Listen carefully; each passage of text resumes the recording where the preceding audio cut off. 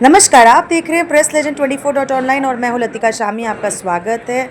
आज विधानसभा शीतकालीन सत्र में गर्मा गर्मी छाई रही जब उद्धव बाळासाहेब ठाकरे द्वारा बयान दिया गया जिसपे पलटवार शिंदे साहब ने किया। आइए सुनते हैं की त्यांनी माझ्या हिंदुत्वावरती शंका व्यक्त करताना त्यांच्या बुडाखाली जे काही हिंदुत्व आहे ते पहिलं बघायचं आणि मग त्यांनी माझ्यावरती आरोप केले पाहिजेत। ह्या न्यायमूर्तींवरती ज्या काही गोष्टी आहेत ती एका केसमुळे नाहीये, त्यांची आतापर्यंतची जी काही वादग्रस्त वाटचाल आहे त्याच्यावरती काही न्यायमूर्तींनी आणि काही माजी न्यायमूर्तींनी सुद्धा आक्षेप घेतलेले आहेत। हा सगळा प्रकार एकत्र केल्यानंतर एका केसवर नाही झालेला नाहीये आणि कधीही कुठल्याही बाबतीत म्हणजे त्या मंदिराच्या आवारात दिवा लावण्यावरून हा जो काही वाद आहे, मंदिराच्या आवारात दिवा लावला गेलाच पाहिजे, तिकडे रोषणाई, तिकडे हिंदू सण साजरे झालेच पाहिजे, उत्सव साजरे झालेच पाहिजेत या मताचा मी आहे, माझी शिवसेना आहे आणि हिंदुत्वावरनं अमित शहानी शिकवू नये। कारण परत एकदा सांगतो की वंदे मातरम ही चर्चा त्यांनी मला असं वाटतं की संघाचे कपडे उतरवण्यासाठी घेतली की काय, कारण त्याच्यावरनं बऱ्याच काही गोष्टी आता बाहेर आल्या। अगदी ते ज्यांना देव मानतात त्या श्यामाप्रसाद मुखर्जींचे सुद्धा मुस्लिम लीग बरोबरचे काय साटलोटं होतं आणि स्वातंत्र्य चळवळीमध्ये त्यांनी चले जावला कसा विरोध केला होता। फजलुल हक बरोबर बंगालच्या सरकारमध्ये ह्यांचे देव त्यांचे देव माझे नाहीत, श्यामाप्रसाद मुखर्जी हे देशप्रेम बाजूला ठेवून कसे सामील झाले होते हे सगळं आता आलेलं आहे। आणि 3 ठिकाणी तिकडे त्यांनी मला वाटतं मुस्लिम लीग बरोबर सरकार स्थापन केली होती आणि हे यांचे स्थापन करते, हे यांचे 3 हे यांचे राजकारणातले जन्मदाते आणि ते आम्हाला हिंदुत्व शिकवायचं। त्याच्यामुळे अमित शहानी मला हिंदुत्व शिकायच्या भानगडीत पडू नये, कारण जर का आणखीन काही गोष्टी काढल्या तर बऱ्याच गोष्टी त्यांच्या बाहेर येतील। अगदी जिन्यांच्या थडग्यावरती कोणी जाऊन डोकं टेकलं होतं पासून बऱ्याच गोष्टी बाहेर येतील, नवाज शरीफचा केक कोणी खाल्ला होता पासून बऱ्याच गोष्टी बाहेर येतील। अगदी देशाबरोबर अतिरेकी कारवाया करणाऱ्या पाकिस्तान बरोबर त्यांचा पोरगा क्रिकेट खेळतोय तेव्हा ह्यांचं हिंदुत्व कुठे जातं, कोणत्या टोपीखाली धरतं। उपमुख्यमंत्री पद हे संविधानिक नसलेलं पद, हे एक नव्हे तर 2-2 जे सरकार निर्माण करू शकतं ते विरोधी पक्षनेते पद द्यायला घाबरतंय का, हा एक मोठा विषय। म्हणजे कोणाला तुम्ही घाबरताय? एवढं सगळं मजबूत सरकार आहे, किती 200च्या वरती जागा निवडून आलेल्या आहेत, केंद्र सरकारचा मोठा आशीर्वाद तुमच्यावरती आहे, एवढं असल्यानंतर विरोधी पक्षनेते पदाला तुम्ही घाबरताय का? आणि जर विरोधी पक्षनेते पदासाठी नियम लावणार असाल तर उपमुख्यमंत्री ही असंविधानिक पदं ही रद्द केली गेली पाहिजेत। ते सुद्धा जी काय त्यांच्याकडे खाती असतील त्या खात्याप्रमाणेच ते मंत्री ओळखले गेले पाहिजेत, कारण भाजपच्याच लोकांनी सांगितले की नंबर 1लाच महत्व असतं, 2 आणि 3ला काही महत्व नसतं। त्याच्यामुळे ते बिन नंबराचे जे मंत्री आहेत त्यांचं काय महत्व नाही महाराष्ट्र लोक।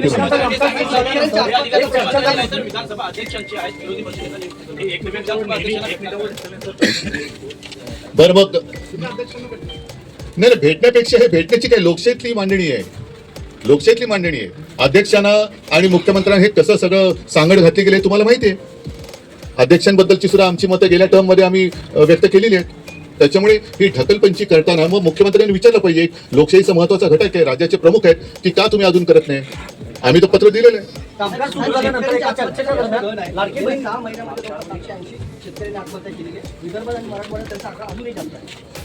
त्याच्याकडे कोणाचं लक्ष आहे? कारण हे सरकार अख्खच्या अख्खं प्रचारामध्ये गुंतलेलं आहे। हेलिकॉप्टर सुटतायत, बॅगा भरभरून आनंदाचा सिधा जातोय। ह्या सगळ्या प्रचारात म्हणजे आता सुद्धा अधिवेशन आटपून ताबडतोब प्रचाराला लागतील। अधिवेशन संपल्यानंतर लगोलग दुसऱ्या निवडणुकीची आचारसंहिता लागेल, म्हणजे निवडणुका मागून निवडणुका, हा सगळा खेळ। आणि गेल्या वेळेची ही आता जी निवडणूक आहे अजून त्याचा निकाल लागायचा आहे। मला नाही वाटत अशी निवडणूक यापूर्वी महाराष्ट्र राज्याने अनुभवली होती। पूर्वी आपण इतर राज्यांच्या निवडणुकांची उदाहरणं द्यायचो की बघा तिकडे कशी गुंडागर्दी सुरू आहे, कसे बंदुका काढल्या जात आहेत, बूथ कॅप्चरिंग कसं केलं जात आहे, पैशाचा वाटप कसा केलं जातोय, हे सगळं आपल्या महाराष्ट्रामध्ये व्हायला लागलं। मग इतर राज्य ही ज्यांची उदाहरणं देत होतो त्या राज्यात आता आपल्या महाराष्ट्राचं उदाहरण दिलं जात असेल की बघा तिकडे कशी बेबंदीशाही सुरू आहे। म्हणजे कोणाचं पायपोस कोणात राहिलेलं नाहीये। मित्र म्हणताना एकमेकावरती धाडी टाकतायत, एकमेकाचे पैसे उघडकीस आणतायत, रोज कोणत्या ना कोणत्या तरी मंत्र्याचे भ्रष्टाचार अगदी पुराव्यानिशी बाहेर येत आहेत, त्यांच्या फिल्म बाहेर येत आहेत, पैशाच्या थप्प्या बाहेर येत आहेत, तरी सुद्धा मुख्यमंत्री ढिंब आहेत। म्हणजे मुख्यमंत्र्यांनी अजून एक खातं निर्माण केलं पाहिजे आणि त्याचं नाव पांघरुण मंत्री असं ठेवायला पाहिजे। म्हणजे जे बाकीचे जे मंत्री आहेत ते हातपाय पांघरुण बघून हातपाय तरी पसरतील आणि मुख्यमंत्री बसलेत पांघरुण घालायला। माझ्या सूचना तर जाऊ दे ना, इतर खात्याच्या बरोबरीने मुख्यमंत्र्यांनी पांघरुण खातं हे तयार करावं आणि स्वतः त्याचं चार्ज घ्यावा। कारण त्यांच्याकडे म्हणजे मला मुख्यमंत्र्यांची दया होते की कोण होतास तू, काय झालास तू, एवढे सगळे भ्रष्टाचाराने जवळ घेतलंस तू, स्वतःच्या पांघरुण्यात घेतलंस तू, काय होतास तू, काय झालंस तू।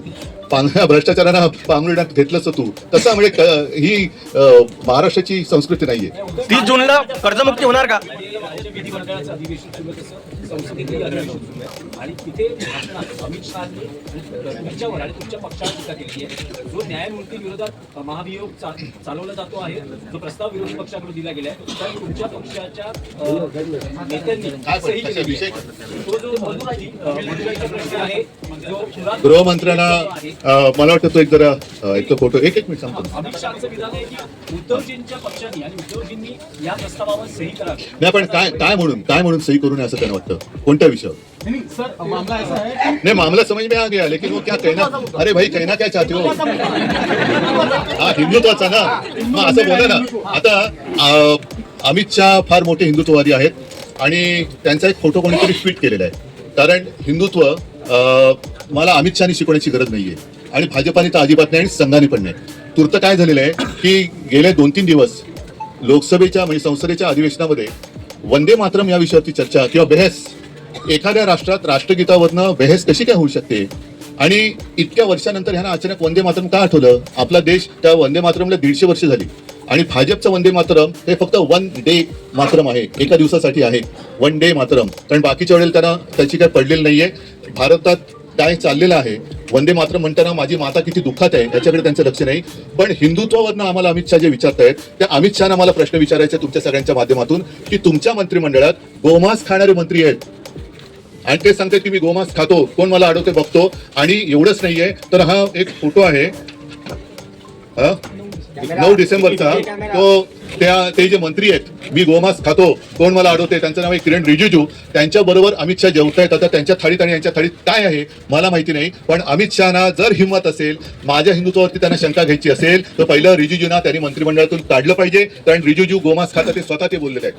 त्याच्यानंतर आणखीन एक मुद्दा तुम्हाला सांगतो, तो म्हणजे गेल्या काही दिवसात दिल्लीमध्येच संघाच्या कार्यालयासाठी प्राचीन मंदिर पाडलं.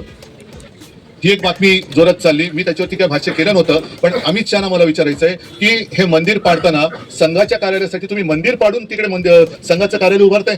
ये सुनते हैं एकनाथ शिंदे जी ने क्या कहा. बने रहिए मेरे साथ. अरायवल आणि डिपार्चरसाठीच असतात. त्यामुळे ज्यांनी हिंदुत्व सोडलं आणि त्यांनी हिंदुत्व सोडून बाळासाहेबांचे विचार सोडून सत्तेसाठी खुर्चीसाठी हिंदुत्व कुंटीला टांगलं म्हणायचं का, पण हिंदुत्व असं बोलता येणार नाही आपल्याला. त्यांना हिंदुत्व शिकवण्याची आवश्यकता देखील नाही. आणि मी एवढंच सांगेन की अमित शहा यांच्यावर टीका काहीतरी केली ना, RSS वर टीका केली आणि अमित शहा साहेबांवर टीका केली. खरं म्हणजे RSS एक देशभक्त आणि राष्ट्रभक्त संघटना आहे आणि त्यांनी वेळोवेळी या देशामध्ये जेव्हा जेव्हा आपत्ती संकट आले त्यावेळी त्याची प्रचिती आलेली आहे आपल्याला. आणि अमित शहा साहेबांच्या बद्दल बोलाल तर खरं म्हणजे या देशाचे आदरणीय यशस्वी लोकप्रिय प्रधानमंत्री नरेंद्र मोदीजी यांच्या नेतृत्वाखाली देश तर पुढे चाललाय, देशाचा विकास होतोय, देश आपला आर्थिक महासत्तेकडे जातोय, आत्मनिर्भर होतोय. आणि त्याच दरम्यान अयोध्येमध्ये राम मंदिर देखील उभं राहिलं आणि 370 कलम जे बाळासाहेबांचं स्वप्न होतं ते मोदीजींच्या नेतृत्वाखाली अमित शहा साहेबांनी पूर्ण केलं. त्यांच्याबद्दल अशा प्रकारचं वक्तव्य करणं हे दुर्दैवी आहे. आणि आणखी काहीतरी म्हणाले ते मुंबईच्या बद्दल उल्लेख केला अमित शहाचा. खरं म्हणजे मुंबई ज्यांनी अनेक वर्ष लुटली, मुंबईची तिजोरी धुतली आणि कोविडमध्ये देखील रुग्णांच्या तोंडची खिचडी गिळली, मिठीतला गाळ गिळला, रस्त्यातलं डांबर खाल्लं, डेड बॉडी बॅग मध्ये पैसे खाल्ले, खोटी कोविड सेंटर उभी करून मड्याच्या टाळूवरचं लोणी खाल्लं. अशा लोकांनी अमित शहा साहेबांवर बोलणं ही मोठी शोकांतिक आहे. आणि म्हणून मला वाटतं कुठंतरी बॅलन्स गेलेला दिसतोय आणि असंबंध म्हणजे संबंध नसलेल्या गोष्टी बोलू लागलेल्या आहेत.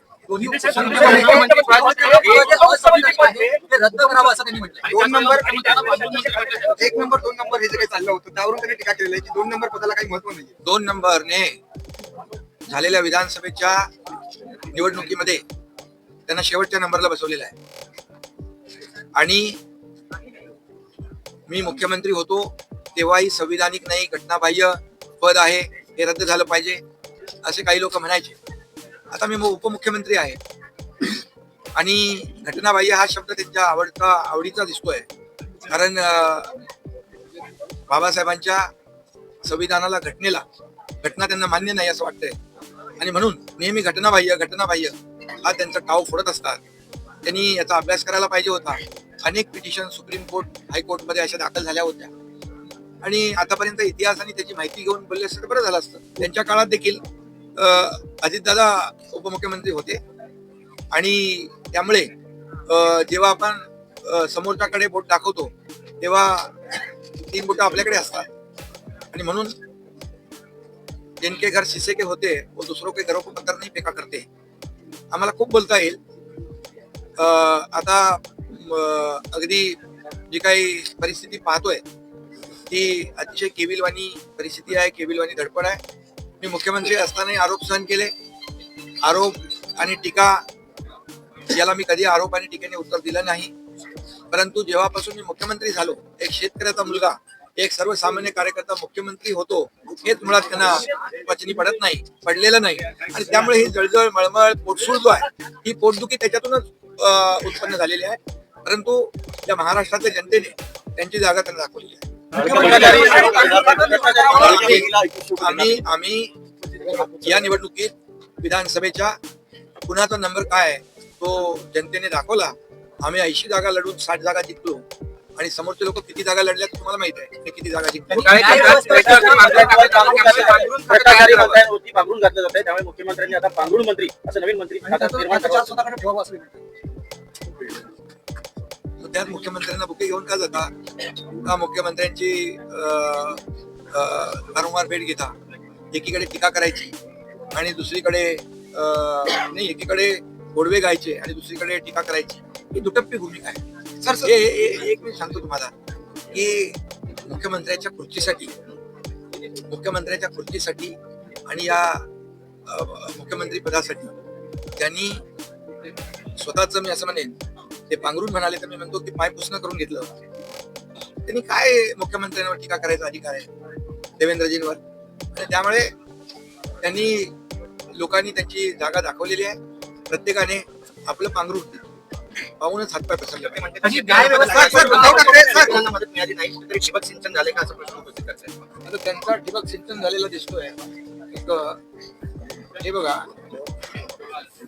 विभाग वाईज अमरावती डिव्हिजनला 3,415 कोटी रुपये, छत्रपती संभाजीनगरला 6,249 कोटी, कोकण डिव्हिजनला 40 कोटी, नागपूर डिव्हिजनला 716 कोटी आणि नाशिक डिव्हिजनला 1,553 कोटी असे 14,000 कोटी रुपये 32,000 कोटीच्या पॅकेज पैकी पोहोचलेले आहेत. ही आकडेवारी आहे. आणि डायरेक्ट खात्यात पैसे गेलेले आहेत. आता सांगा मला की शेतकऱ्यांना पैसे मिळाले नाही ही ओरड आणि हा खोटारडेपणा त्यांचा आता लपून राहिलेला नाही. तर उद्धव ठाकरे हिंदू धर्माच्या विरोधात भूमिका घेत आहेत का? कारण तामिळनाडूमध्ये दिवा लावावा असं कोर्टाने आदेश दिल्यानंतर महाभियोग जो दाखल केला गेला आहे त्यावरती उद्धव ठाकरेंनी सही केलेली आहे. हिंदू धर्माविरोधात उद्धव ठाकरे भूमिका घेतलं असं वाटतं का? हे बघा इम्पिचमेंट आणलेली आहे. आपल्या GR स्वामीनाथन जस्टिस आहेत त्यांच्यावर मद्रास हायकोर्टचे आर्टिकल 217 आणि 124 कॉन्स्टिट्यूशन घटनेच्या कलमाप्रमाणे हे त्यांनी इम्पिचमेंट आणलंय आणि हे असंही आहे. त्यामुळे आता हिंदुत्वाबद्दल बोलण्याचा त्यांना नैतिक अधिकार राहिलाय का असा माझा प्रश्न आहे. आणि त्याचबरोबर ज्यांनी याकूब मेमनची कबर सजवली मुंबईमध्ये आणि ज्यांच्या लोकसभेच्या प्रचारामध्ये 93च्या सिरियल बॉम्बस्फोट मधला इक्बाल मुसा हा बॉम्बस्फोटचा आरोपी प्रचार करत होता. त्यांना हिंदुत्व शिकवण्याची आणि हिंदुत्व सांगण्याची नैतिकता आहे का?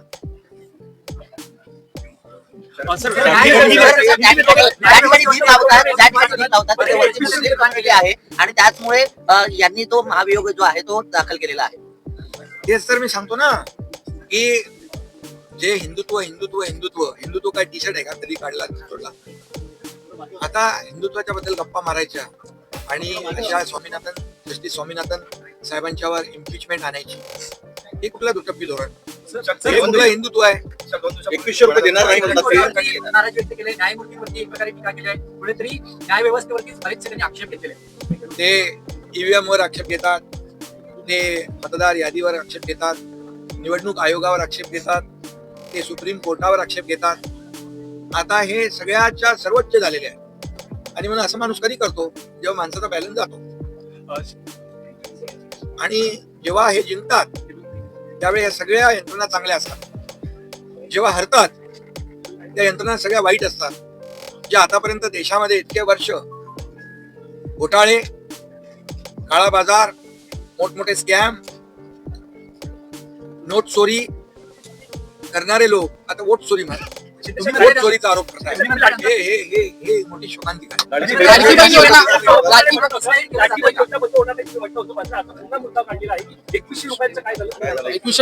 अरे लाडक्या बहिणींनी त्यांना घरी बसवलेला आहे विधानसभेच्या निवडणुकीमध्ये. त्यामुळे लाडक्या बहिणींना आम्ही जो लाडकी बहीण योजना जी सुरू केली ती कधीही बंद होणार नाही. आणि जे आम्ही बोललोय 2100 रुपयाचा योग्य वेळी आम्ही तोही निर्णय आमचा पूर्ण करू.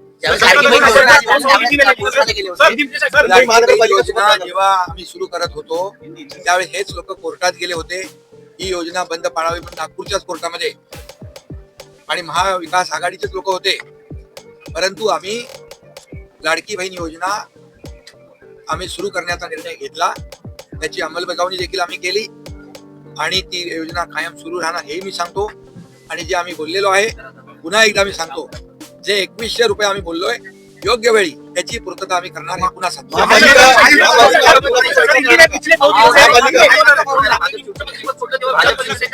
राजीनामा दिला होता. आज ते अवघ्या काही तासांसाठी नागपूरमध्ये आलेले आहेत आणि संध्याकाळी त्यांनी आमदारांची बैठक बोलवलेली आहे. हे नेमकं कशाचं होतं का? अवघ्या काही तासांसाठी महापालिका जिल्हा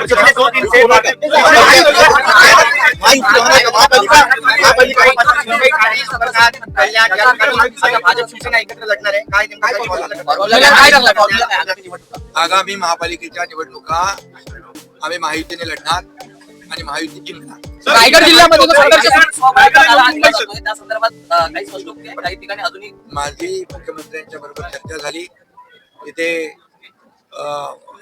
प्रदेश अध्यक्ष बावनकुळेजी, रवींद्र चव्हाण सगळे तिकडे होते आणि आमची सर्व चर्चा झाली. माहिती लढण्याचा निर्णय